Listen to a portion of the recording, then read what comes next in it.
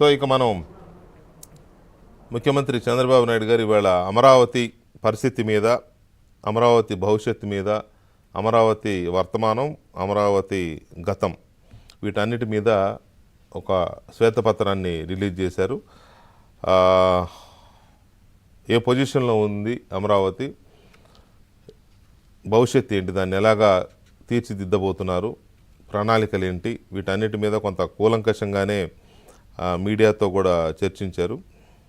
So దీంట్లో ప్రధానంగా stake holders అంటే ఆంధ్రప్రదేశ్ ప్రజలు, తర్వాత భూములు ఇచ్చిన రైతులు. అమరావతి మొత్తంగా 34,000 ఎకరాల భూమిని రైతులు ఇచ్చారు. 29,000 రైతు కుటుంబాలు ఆ భూములను ఇచ్చాయి. ఆ భూములను ఇస్తే అప్పుడు అమరావతి రాజధాని నిర్మాణం అనేది చాలా ఒక రకంగా వేగంగానే జరిగింది. అందరూ అంటారు చంద్రబాబు 5 ఏళ్ళు ఏం చేశాడు కట్టకుండా అంటారు. 5 ఏళ్ళు ఏం చేయలే, ఆయన సగం టర్మ్ అయిపోయిన తర్వాత కదా భూముల సమీకరణ, తర్వాత రైతులతో అగ్రిమెంట్లు, రైతులను ఒప్పించడము, ఇవన్నీ అయిన తర్వాత ఎప్పుడో పునాది 2018లో పునాది వేసి అక్కడి నుంచి కదా పనులు మొదలైంది 2017లో. సో అందువల్ల 5 ఏళ్ళు జరిగిందనేది ఒక ప్రచారం. అంతా 2-2.5 సంవత్సరాల్లోనే దాదాపు 70% బిల్డింగ్స్ కంప్లీట్ అయిన పరిస్థితి. సరే, ఆ తర్వాత ప్రభుత్వం మారింది. దురదృష్టవశాత్తు ఆంధ్రప్రదేశ్కి రాజధాని లేకుండా పోయింది. ఆన్గోయింగ్ క్యాపిటల్కి ఒక దుర్గతి పట్టించారు.